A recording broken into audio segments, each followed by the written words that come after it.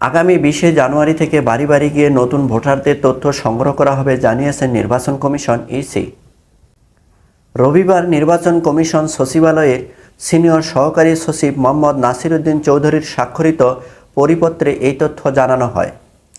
তিনি বলেন, আগামী 20শে জানুয়ারি থেকে বাড়ি বাড়ি গিয়ে ভোটার হালনাগাদ কার্যক্রম শুরু করতে যাচ্ছে বর্তমান নির্বাচন কমিশন ইসি। সারা দেশে টানা 2 সপ্তাহে বাড়ি বাড়ি গিয়ে ভোটারদের তথ্য সংগ্রহ করবে ইসি।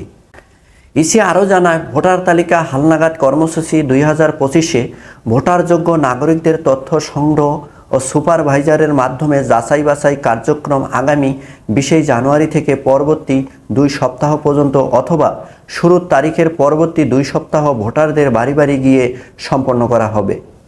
পরিপত্রে আরও জানানো হয়, আগামী 20শে জানুয়ারি থেকে 3 ফেব্রুয়ারি পর্যন্ত ভোটার তথ্য সংগ্রহকারীরা প্রত্যেকের বাড়ি বাড়ি গিয়ে মৃত ভোটারদের ভোটার তালিকা থেকে নাম বাদ দিয়ে নতুন ভোটারদের তথ্য সংগ্রহ করবে এবং আগামী 5 ফেব্রুয়ারি থেকে 11 এপ্রিলের মধ্যে নিবন্ধন কেন্দ্রে গিয়ে বায়োমেট্রিক পদ্ধতিতে নিবন্ধন করা হবে।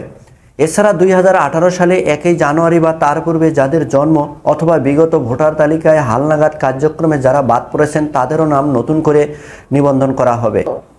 এছাড়া তিনি আরও জানান, উপজেলা থানা নির্বাচন অফিসারের কার্যালয়ে গিয়ে ভোটাররা তাদের পছন্দ মতো বা নিজের এলাকায় স্থানান্তরের আবেদন ও গ্রহণ করতে পারবেন এবং মৃত ভোটারদের নাম বাদ দিয়ে নতুন ভোটারদের তথ্য বিটিআরস ভোটার রেজিস্ট্রেশন করা হবে। এছাড়া সফটওয়্যারের সাহায্যে ডাটা এন্ট্রি ও ডাটা আপলোড করা হবে 12 ফেব্রুয়ারি থেকে 16 ফেব্রুয়ারির মধ্যে। এছাড়া জাতীয় পরিচয় নিবন্ধন অনুবিভাগ কর্তৃক খসড়া ভোটার তালিকার পিডিএফ প্রস্তুত ও সিএমএস পোর্টালের লিঙ্ক সরবরাহ করতে হবে চলতি বছরের মে মাসে 5 তারিখের মধ্যে।